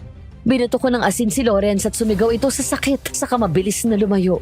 Matapang kong hinarap ang dati kong kaibigan na umaagos ng mga luha sa pisngi. Umalis ka na, Lawrence! Umalis ka na dahil ayokong saktan ka! Patawarin mo ko kung hindi kita kayang mahalin sa paraan na gusto mo. Pero hindi ko kakalimutan na ikaw pa rin ang best friend ko. Ang kuya ko. Utang na loob. Magpakalayo ka at huwag ka nang mananakit ng tao. Alam kong puro hayop ang kinakain mo. Huwag mong hayaan na lamunin ka ng kasamaan. Nagulat kami nang biglang matumba si Lawrence at lumapa sa lupa. Doon pa lang namin nakita si Ingkong Gani na tinulak ito ng tungkod. Nang akmang tatayo si Lawrence ay tinapakan ng ito ng matanda gamit ang isang paa, maging ang tungkod nito. Biglang sumigaw si Lawrence na para bang napapaso at ang lakas nito ay hindi umubra kay Ingkong Gani.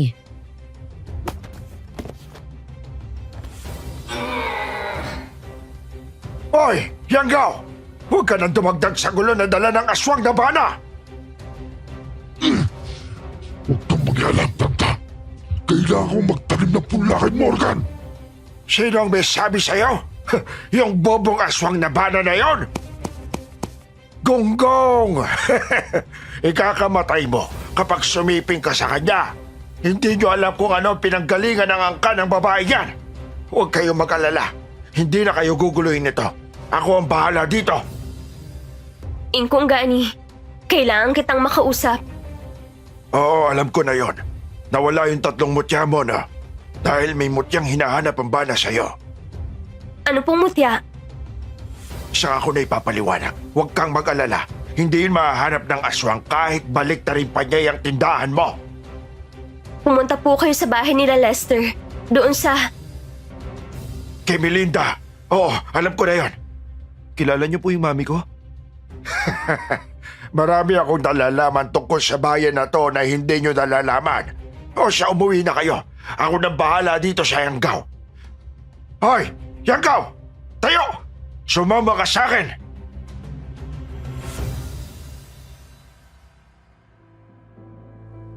Matapos ang nangyari kanina sa shop, hindi mawala sa isip ko si Lawrence. Maging ang sinabi ni Ingkong Gani tungkol sa akin. Pakiramdam ko ay marami siyang alam tungkol sa pagkatao ko na kahit ako mismo ay hindi ko alam. Nasa ganun akong tagpo nang pumasok sa kwarto ko si Lester. Lumapit siya sa akin at niyakap ako. Parang ang lalim naman yata ng iniisip mo. Hindi mo ba narinig yung sinabi ni Ingkong kay Lawrence? Mamamatay daw siya kapag sumiping sa akin. Bakit? Dahil gigilitan ko siya ng leeg kapag ginawa niya yun. Mamamatay siya talaga. Naman seryoso ako. Baba, seryoso rin ako. Gigilitan ko talaga ng leeg kung sino man yung sisiping sa'yo bukod sa akin. No? Para naman papayag ako. Pero hindi nga, walang biro. Alam ko may iba pang ibig sabihin si Ingkong doon. Hintayin mo lang. Sabi naman niya pupunta siya dito eh. Pero nakakapagtaka na kilala niya pati si Mami. Morgan. Ay tita, pasok po. Oh, narito ka pala anak. Mabuti at may sasabihin ako sa inyong dalawa. Ano po yun? Anak, nagsinungaling ako sa iyo. Hindi totoo na dahil madalas sa pagkakasakit ko kaya ako nagyaya na dito na manirahan. Bumalik tayo rito para tuparin ko ang pangako ko kay Mildred. Mildred? Kay Mommy? Kilala niyo si Mommy? High school pa lang kami ni Mildred ay matalik na kaming magkaibigan. Magkasama kami sa lahat ng bagay. Bukod doon, ay malapit din kasing magkaibigan ang mga magulang namin. Hanggang sa lumaki at nagkaasawa kami. Ako ang kasama ni Mildred at dumamay sa kanya noong namatay ang daddy mo. Naalala mo ba noong mawala siya? Opo. Oo nga, naaalala ko na. Kaya pala sabi ko, pamilyar kayo noong pumunta kayo sa shop ko. Noong bata pa ako, nakita na po kita, tita. Pumupunta ka sa bahay namin noon. Oo, ako nga yun. Ang totoo, Morgan, nung mawala ang mami mo, kinidnap siya ng aswang at ako ang una niyang pinuntahan nung makataakas siya. Po? Ang aswang na gumagala ngayon at pumapatay sa mga kababaihan dito. Ilang araw bago siya mawala, naikwento sa akin ni Mildred na madalas siyang dinadalaw ng aswang. Nagbabantay. Hanggang sa kinuha nga niya ang mami mo. Ginahasa siya ng aswang na yun. Sa loob ng mahigit 1 linggo siyang bihag ng aswang na yun, ay paulit-ulit siyang pinagsasamantalahan. Ang sabi daw sa kanya ng aswang, siya daw ang tinakdang magdala ng magiging anak niya. Natigilan ako. Bigla kong naalala ang sinabi ni Lawrence. Ganun eksakto ang plano niyang gawin sa akin. Mabuti na lang at naroon si Lester. Pero muli ko naman naalala ang sinabi ni Ingkong tungkol sa pagsipin sa akin ni Lawrence.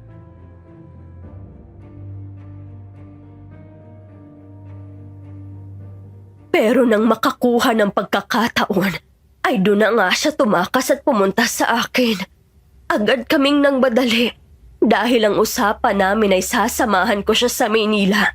Kasama ko ang asawa ko, dala ang sarili-sarili naming sasakyan. Palabas na kami ng bayan nang biglang humarang ang aswang sa harap ng kotse ni Mildred. Naaalala ko po yun. Kitang-kita ko kung anong ginawa ng aswang na yun kay Mommy.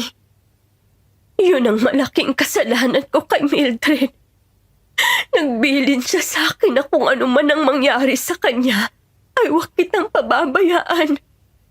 Pero nang makita namin ang asawa ko ng gabing yun ang aswang at ang ginawa niya kay Mildred, natakot kami. Umalis kami't hindi ka na namin binalikan. Nag-alala kami na baka kami ang sunod na balikan nito. Mula noon na hindi na kami bumalik pa dito. Patawarin mo ko, Morgan. Pinabayaan kita. Wala po yun. Kahit naman po sino ang nasa katayuan nyo, ganon siguro unang maiisip. Pero may binanggit ang mami mo sa akin noong gabing tumakas siya. Hindi ko rin maintindihan pero may sinasabi siyang mutya. Kahit anong mangyari daw, siguraduhin ko na wag daw yung malalayo sa iyo. Maya-maya ay bigla akong natigilan nang may maramdaman na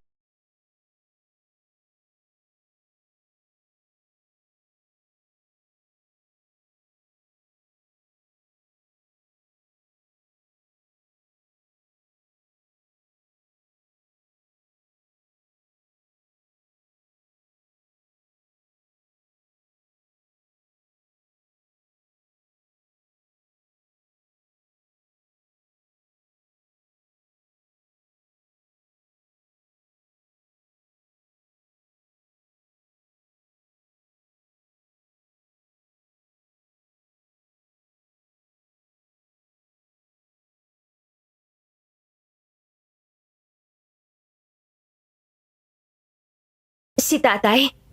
Imposible. Ano nangyayari, Morgan? Sino yung dumating? Baka aswang yun. Hindi. Ninong ko. Yung kumupkup sa akin, si Tatay Fabian. Sandali, lalabas ako. Morgan, sandali lang. Hindi na ako bumalik o lumingon kahit narinig kong tinawag ni Tita Melinda ang pangalan ko. Agad akong lumabas ng bakuran at nakita ko doon si Tatay Fabian.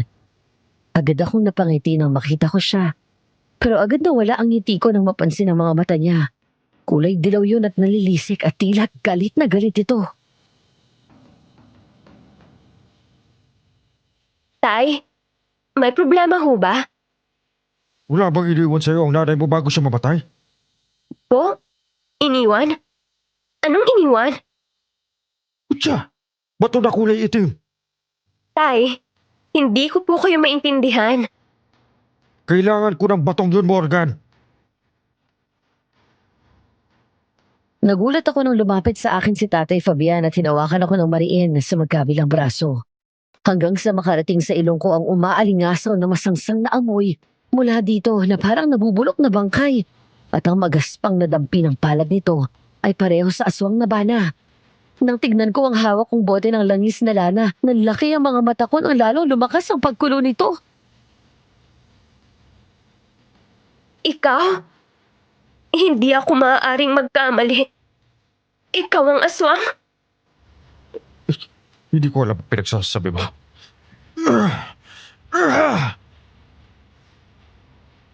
Nabitawan ako nito nang bigla itong tumumba at mapahiga sa semento. Sumigaw ito na parang may masakit doon. Maya-maya ay humihingal na huminto ito at pilit na bumangon. Sabay angat ng kamay at tingin sa kanya. Ang butya, Morgan. Ibigay mo sa akin ang butya.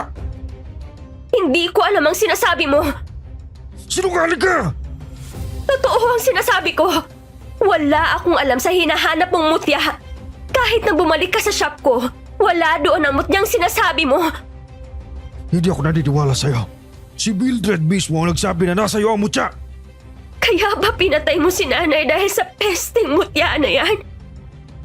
Kaya mo ba ako kinupkop dahil binabantayan mo na ilabas ko ang mutya na sinasabi mo? Hindi ko alam ang sinasabi mo. Hindi ko pinatay si Mildred! Sinungaling ka! Ikaw ang bana! Ikaw ang aswang na pumapatay ng mga kababaihan dito! Ikaw ang aswang na nanloob sa tindahan ko tinakaw ang 3 mutyang itim! Ikaw ang aswang na pumatay sa nanay ko!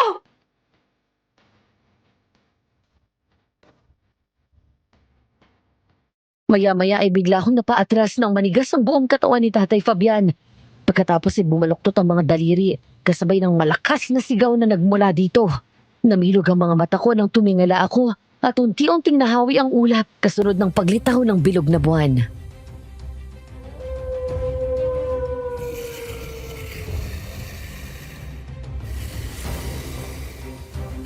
Morgan! Nang tumingin ako kay Tatay Fabian, bigla akong napaatras nang makitang isa na itong ganap na aswang. Nang mabilis siyang nakalapit sa akin at sinunggaban ako sa leeg. Ibigay mo sa akin ang mutya! Wala sa aking sabi! Sinungaling ka! Wala akong pinagkaiba sa nanay mo! Sinungaling kayong mag-ina! Pinakasin niyo ako at sinabing mahal niya ako! Yun pala, pinapasakay niya lang ako hanggang sa makahanap siya ng tiyempo at takasan ako! Alam mo ba kung anong ginawa ng mutyang yun para sa akin? Mas nagiging malakas ako gaya ng gamunan! Ang mutyang yun ang nabibigay sa akin ng kakaibang lakas! At matutupad ko ang pangarap ko ngayong kabilungan ng buwan! Kaya ibigay mo na sa akin ang mutya! Wala nga! Bitiwan mo si Morgan! Tama na, Fabian! Hindi pa ba sapat na pinatay at ginahasa mo si Mildred? Pati ba naman ang anak niya na tinuring ka na at minahal ka? Wala na bang natitirang pagmamahal sa puso mo? Pagmamahal! Walang puwang ang pagmamahal sa kaya kong alagad na kataliman! Angal lang maniniwala na minahal ko ang babaeng ito na para kong anak. Ang tanging halaga niya lang sa akin ay dahil ang anak ko ang magiging sunod na henerasyon ng mga aswang! Demonyo ka talaga! Ako mismo ang papatay sa'yo!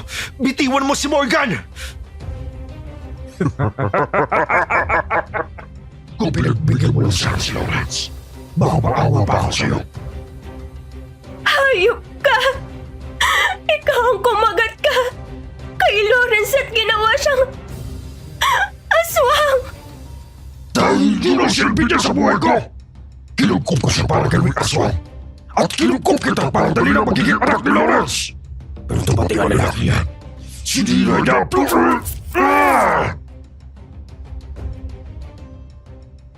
Mula sa likod ay bigla kong nilabas ang patalim na tansong metal na hindi ko namalayan ay nakasuksok pala sa holster na nasa bewang ko. Pagkatapos ay mabilis kong sinaksak yun sa dibdib ng aswang. Dahil doon, agad niya ako nabitawan. Nang makakuha ng pagkakataon ay binaril ni Lester ang aswang ng 3 beses. Lalapitan pa lang ako ni Lester nang mabilis na kabawi ang aswang. Sinunggaban ulit ako nito at humawak sa kwelyo ng suot kong jacket. Nakaramdam ako ng takot nang ilapit niya sa mukha ko ang dulo ng matatalas niyang kuko. Hindi ako natakot para sa buhay ko, Madam Venus. Natakot ako para kay Lester. Mahal na mahal ko siya at ayoko siyang iwan. Ayoko siyang maging gaya ko na nakita ng harap-harapan kung paano pinatay ang nanay ko at nang mistula yung bangungot sa akin mula noon. Morgan, bitiwan mo siya, sabi! Tinitigan ko ang mukha niyang hindi nalalayo sa itsura ng demonyo. Pagkatapos ay tinitigan ko siya ng diretsyo sa mga mata. Hindi ko na nakikita sa kanyang mga mata ang taong inakala kong tinuturing akong anak. Nang mga sandaling yon, naintindihan ko na kung bakit sa halip na patuloyin ako sa bahay niya. Nang mawala si Mommy, doon niya pa rin ako pinatitira sa bahay namin. Yun pala ay para malaya siyang makapasok para hanapin ang mutya. Ibigay mo ang hinihingi niya! Ingkong! Pero wala sa akin ang mutya. Nasa iyo, Iha. Simulat sa pool, nasa iyo na ang mutyang hinahanap ng aswang na yan. Po?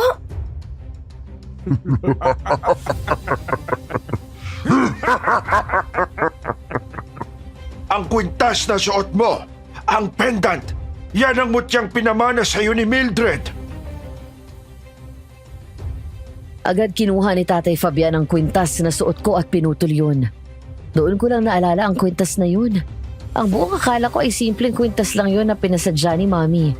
Maliit lang ang bato na yun na gawa sa kulay na magkahalong black stone, transparent light blue at ivory white. Sino bang mag-aakala na ang maliit na batong yun ang hinahanap nito? Nasa iyo na ang bato. Bitiwan mo na si Morgan! Agad akong hinagis ng aswang at nasaluwa ko ni Lester. Napaiyak ako ng sawa kasi maramdaman ko ang mahigpit niyang mga yakap. Maya-maya ay lumingon kami kay Ingkong Gani nang sumenyas ito na lumayo at tumayo sa likod nito. Sinunod namin siya at mula doon, pinanood namin ang susunod na mangyayari.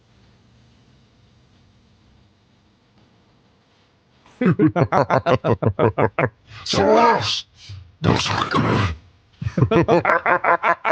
Mas magiging karap na ang lakas ko.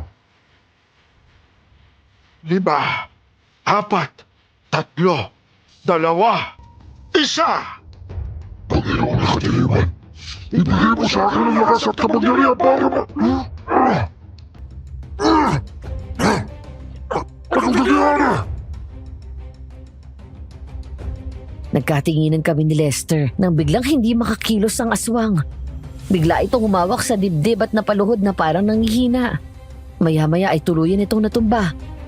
Tatawa-tawa na humakbang palapit si Ingkong Gani kay Tatay Fabian na parang unti-unting napaparalyze. Ang mutya ng pinaka-inaasam-asam mo ay ginawa pa ng mga sinaunang babaylan bago pa sakupin ng mga Kastila ang Pilipinas. Ang batong yan ay may sumpa na sino mang aswang ang hahawak nito at sa babaylan na nangangalaga sa mutya na may masamang balak ay mamamatay.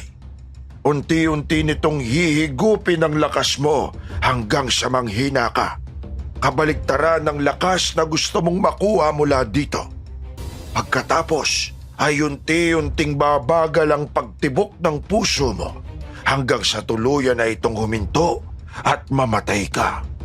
Ganyan ang sinasabi kong mangyayari kay Yanggao. Hindi! Hindi pwede to! Ang mutyang hinahanap mo na magbibigay ng lakas sa mga aswang gaya ng gabunan ay walang katotohanan. Walang ganong klase ng mutya. Isa lamang yung kwento na gawa-gawa ng mga manunugis at albularyo para lansiin ang mga aswang noong araw para lumisan sa kanilang lugar. Nakakatakot lang ang itsura mo, pero ubod ka ng tanga, Fabian, dahil ikaw mismo ang humanap sa sarili mong kamatayan. Maya-maya pa ay tuluyan na itong hindi gumalaw at namatay. Muling kinuha ni Ingkong Gani ang kwintas at binalik sa akin yun. Pagkatapos ay ngumiti at hinawakan sa buhok ang aswang at hinila iyon palayo sa amin.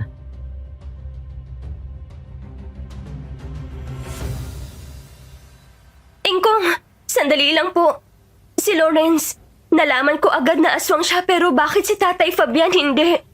Dahil may pinapahid siyang langis para hindi mo siya maamoy. Alam mismo ni Fabian na ang lakas na kapangyarihan na taglay mo bilang isang babaylan. Kaya hindi kanya basta magalaw at patayin. Bukod pa sa mutya na hinahanap niya. Isa akong babaylan? Oo, Iha. Galing ka sa mga angka ng pinakamagaling na babaylan dito sa Pilipinas. Kaya nagawa ng mga ninuno mo ang mutyang nasa pangangalaga mo. Paano niyo ho nalaman ang lahat ng to? Sabihin na natin na isa kong kaibigan ng inyong pamilya mula pa noon. Ingatan mong mabuti ang kwintas na yan. Sa'yo iniwan ni Mildred yan. Ibig sabihin ay ikaw ang tagapagbantay ng kayamanan at karunungan ng angkan ninyo.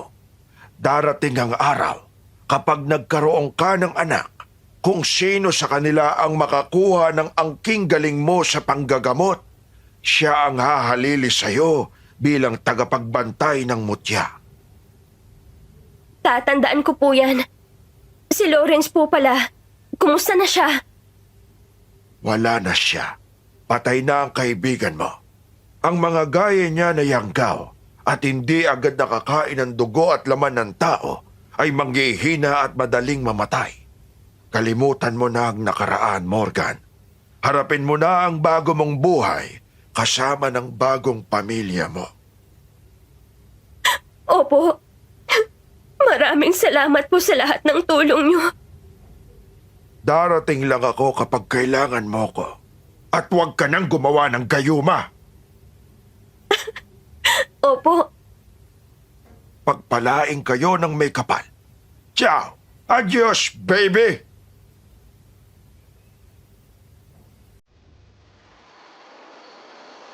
Baby ko, halika na rito. Palabas na, babe. Wow. Natawa ako nang tingnan ako ni Lester mula ulo hanggang paa. Meron kami sa Maldives kung saan namin napiling mag-honeymoon. 4 na araw pa lang ang nakalilipas nang matapos ang kasal namin. Sa first anniversary namin ay nag-propose na sa akin si Lester. Fast forward, at kinasal na kami. Bagay ba tong sexing pantulog ko? Sus, kahit ano naman ang suot mo bagay sa'yo. Actually, kahit na wala kang suot, iyon ang mas bagay sa'yo.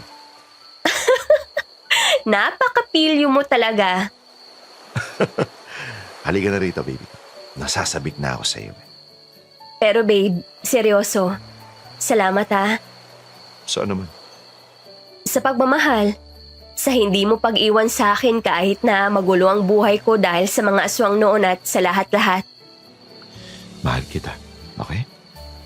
Nga pala, naalala ko na yung mga panahon na palaging nagkikita ang mga mami natin. Pumupunta siya sa bahay pero bakit wala ka nun? E di sana matagal na tayong nagkakilala.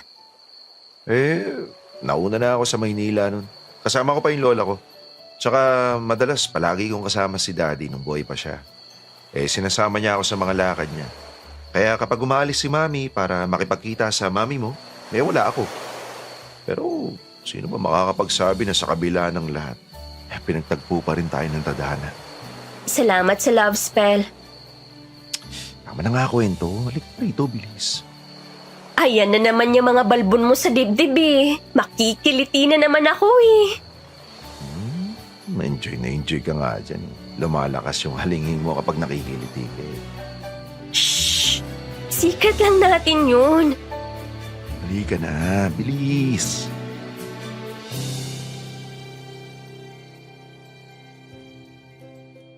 Madam Venus, ako na yata ang pinakamasaya nang mabigyan na sa wakas ng katanungan si Mommy nang mamatay ang aswang. Gayon din ang mga iba pang babae na naging biktima nito. Pero nakakalungkot na nadamay si Lauren sa lahat ng makasariling plano ni Tatay Fabian. Maganda pa sana ang kinabukasan na naghihintay sa kanya. Samantala sinunod ko ang payo ni Ingkong Gani. Huminto na ako sa pagtitinda ng mga mutya, love spells at kung ano-ano pang mga spells at tuluyan ang sinarado ang shop. Sa halip ay tumulong ako sa negosyo ng asawa ko sa coffee shop. Hanggang sa unti-unti na namin yung napalago at nakapagtayo na kami ng ilang branch. Pati ang pagiging albularyo ko tinalikuran ko na rin. Sa halip ay tinanggap ko sa buhay ko si Jesus bilang Diyos na tagapagligtas. Walang kasing sarap ang gumising sa umaga at matulog sa gabi na wala kang pinangangambahan na aswang na nagbabanta sa buhay mo. Dahil sa huli, isa lang ang mananaig. Yun ay ang lakas ng kapangyarihan ng Diyos. Hanggang dito na lamang at maraming salamat po. Nagmamahal, Morgan.